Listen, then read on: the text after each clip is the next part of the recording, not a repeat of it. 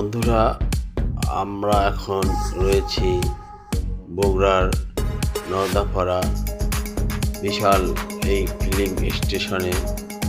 এখান থেকে আমরা এখন রওনা দেব, আর রওনা দিয়ে আমরা চলে এসেছি এখন সিরাজগঞ্জে একটি হোটেলে খাওয়ার জন্য। আমরা সবাই বসে পড়লাম, সেটি আপনারা দেখছেন। এটি আসলে একটি হিন্দু হোটেল, তাই আমরা বসে পড়লাম খেতে। খাওয়া দাওয়া চলছে? এখনো খাওয়া হয় নাই, হ্যাঁ, এখনো আমাদের ভাগ্যতে এখনো কি আসবে বলা যাচ্ছে না। না। ঠিক আছে, অপেক্ষায় থাকো। বন্ধুরা, আপনারা দেখছেন আমরা সবাই খেতে বসেছি। আসলে আমাদেরকে অনেক খিদেও পেয়েছে।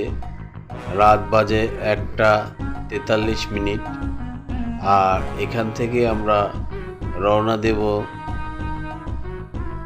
লোকনাথ বাবার মন্দির প্রাঙ্গণে। এটি নারায়ণগঞ্জ বারোদিতে অবস্থিত এই মন্দির প্রাঙ্গণটি।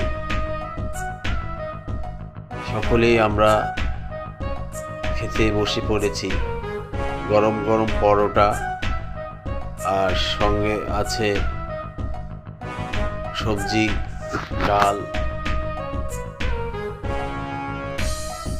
হোটেলটি আসলে নিরিবিলি, পরিষ্কার, আর খাওয়া দাওয়ার অনেক সুন্দর।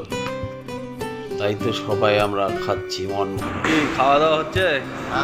কি খাচ্ছ? পরোটা সবজি। আমরা কোথায় আছি এখন? কোথায়? সিরাজগঞ্জের মধ্যেই আছি। হোটেলে খাওয়া দাওয়া চলছে। পরোটার ঘাটি কেমন লাগতেছে? সুন্দর। আচ্ছা, বেশি বেশি করে খাও।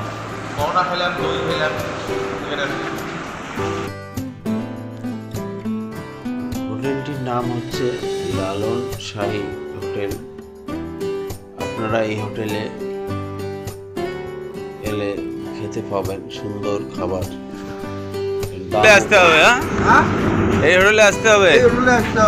জামাই, খাওয়া দাওয়া হইলো? কি খাওয়া দাওয়া করলেন হোটেলে? পরোটা, ডাল। কেমন খাইলেন?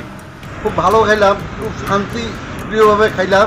এখন আমরা কোন জায়গায় অবস্থান করতেছি? এটা কি যেন কয়, সিরাজগঞ্জ। হ্যাঁ, কি লালন শাহী হোটেলটার নাম কি? লালন শাহী হোটেল। পাকশাক মোটামুটি অনেক ভালো।